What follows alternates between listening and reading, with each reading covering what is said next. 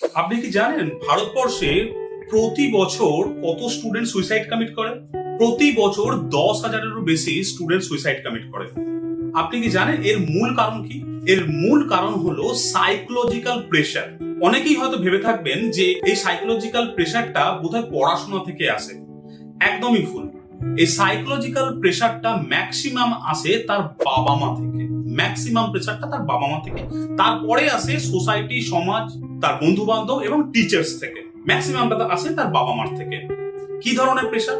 তাদের বাবা মার যে প্রেশারটা থাকে, ছোট থেকেই তার বাবা মা চান তার সন্তানকে কিছু একটা হতে হবে, কিছু একটা বানাতে হবে, কিছু একটা তৈরি করতে হবে, কিছু একটা অ্যাচিভমেন্ট করতে হবে। তার বাবা মা ভুলে যান যে সেই বাচ্চাটা যেটা জন্মগ্রহণ করেছে তার মধ্যেও কিছু ভালো লাগা, ভালোবাসার বিষয় থাকতে পারে, কিছু তার পছন্দের বিষয় থাকতে পারে। কিন্তু তার বাবা মারা বেশিরভাগই আমরা দেখতে পাচ্ছি, ম্যাক্সিমাম বাবা মা যেটা চান, যে স্বপ্নটা দেখেছেন সেই স্বপ্নটা তার সন্তানের উপর চাপিয়ে দিতে চান। তার বাবা মার যেটা স্বপ্ন সেটাই তার সন্তানকে তৈরি করতে চান।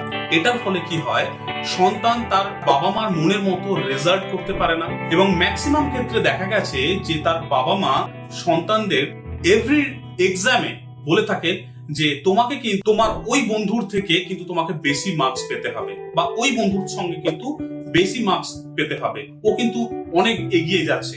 এই যে কম্পিটিশনের যে প্রেশার, এটা কিন্তু দারুণ ভাবে প্রেশার পড়ে একটা স্টুডেন্টের মাইন্ডে। সো আপনারা যখন একটা স্টুডেন্টকে প্রেশার দিচ্ছেন, সাইকোলজিক্যাল প্রেশার, যে তোমাকে এটা হতে হবে, তোমাকে ওটা হতে হবে, তোমাকে এটা হতেই হবে, তোমাকে এতটা নাম্বার আনতেই হবে, না হলে কিন্তু আমি তোমার সঙ্গে কথা বলবো না, এই নাম্বার তোমাকে কিন্তু আনতেই হবে, না হলে কিন্তু সকলে তোমাকে খারাপ বলবে, এই ধরনের একটা ইমেজ একটা ক্রিয়েট করা হচ্ছে, যার ফলে ছোট থেকে বাচ্চাদের মধ্যে মাইন্ডে একটা প্রেশার চলে আসছে। তো বড় হতে হতে তখন কিন্তু সেই বাচ্চাটা আর প্রেশার নিতে পারে না।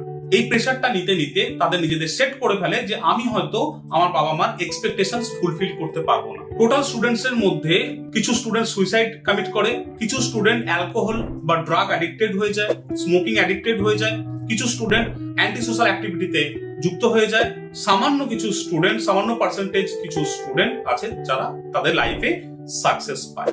তো আপনি যদি আপনার সন্তানকে যখন বড় করে তুলছেন, তাদের কিন্তু প্রেশারের সঙ্গে বড় করবেন না, সাইকোলজিক্যাল প্রেশারে কিন্তু রাখবেন না।